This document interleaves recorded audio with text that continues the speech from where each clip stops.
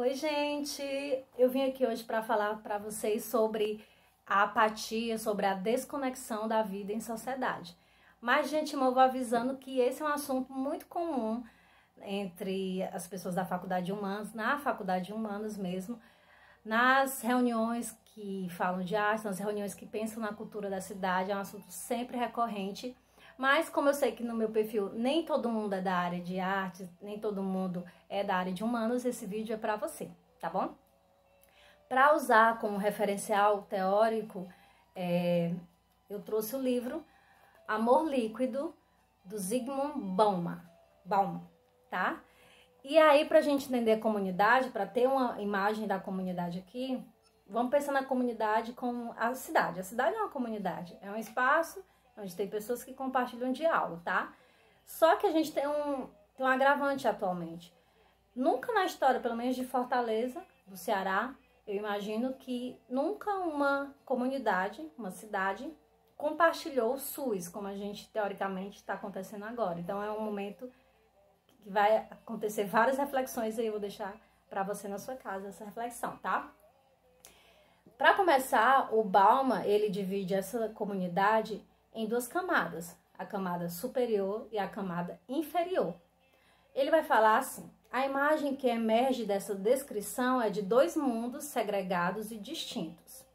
Ele vai falar os que vivem no primeiro desses dois mundos, a galera da camada superior, podem estar como os outros no lugar, mas não são do lugar. De certo, não espiritualmente, mas com muita frequência, tão pouco fisicamente, quando essa desejo. Aí vocês vão entender mais um pouquinho. As pessoas da camada superior não pertencem ao lugar que habitam. As suas preocupações se situam, ou melhor, flutuam longe de lá, tá? Ele diz, o Bauman, que as pessoas se relacionam ali os passatempos dela, os serviços necessários, a necessidade por seu conforto do dia a dia. E ele repete, essas pessoas da camada superior, não têm outros interesses na cidade em que se localizam as suas residências.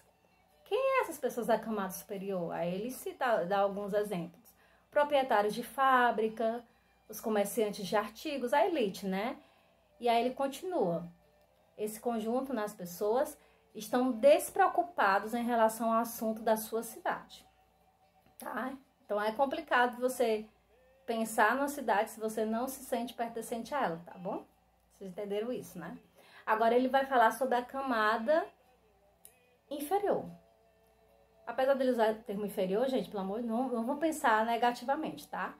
Os habitantes urbanos da camada inferior estão, entre aspas, ele fala, condenados a permanecerem locais. Por quê? Eles estão lá locais, eles trocam seus sonhos, suas esperanças, seus descontentamentos. E lá, na camada inferior, na sua cidade, né?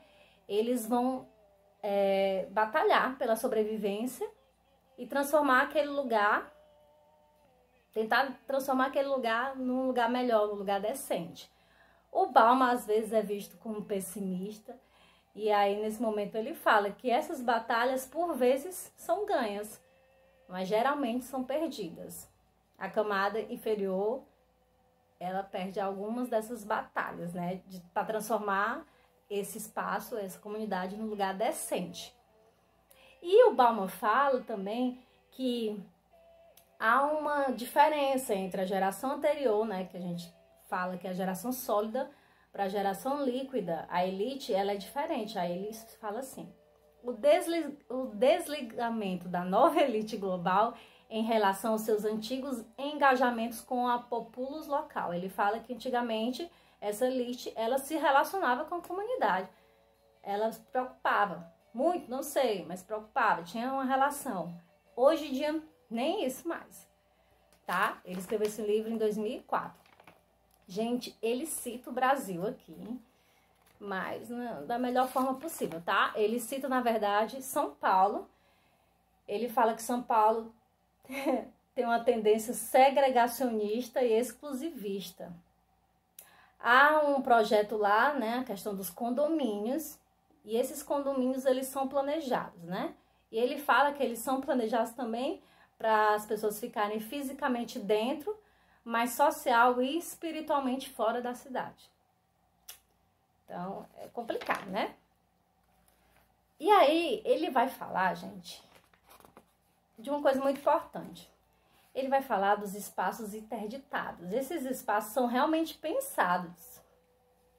São pensados, ele fala sobre um marketing das imobiliárias, ele fala dos arquitetos, fala dos urbanistas, não é algo assim solto, não. Esses espaços interditados são pensados para interceptar, repelir ou filtrar usuários potenciais. Explicitamente, o propósito dos espaços interditados é dividir, segregar e excluir. Vocês conhecem algum espaço interditado, assim, da elite, que vocês não sentem muito bem em frequentar? Bom, o problema desses espaços interditados é que as pessoas que vivem lá, convivem lá, elas são todas uniformes. Elas pensam igual, têm as experiências iguais, não há um crescimento, né? Não tem como você desenvolver uma empatia, né? Convivendo todo mundo igual ali. Eles têm empatia entre eles, né? E aí ele fala que esse problema desses espaços interditados vai levar ao quê?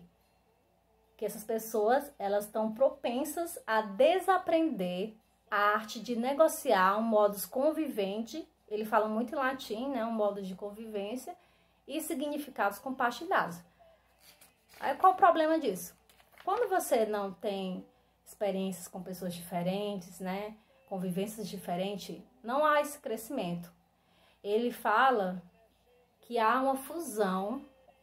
O grande lance é ter essa fusão. E ele fala, a fusão exigida pela compreensão mútua só pode ser resultado da experiência compartilhada. Não dá para compartilhar, né? A experiência num espaço interditado.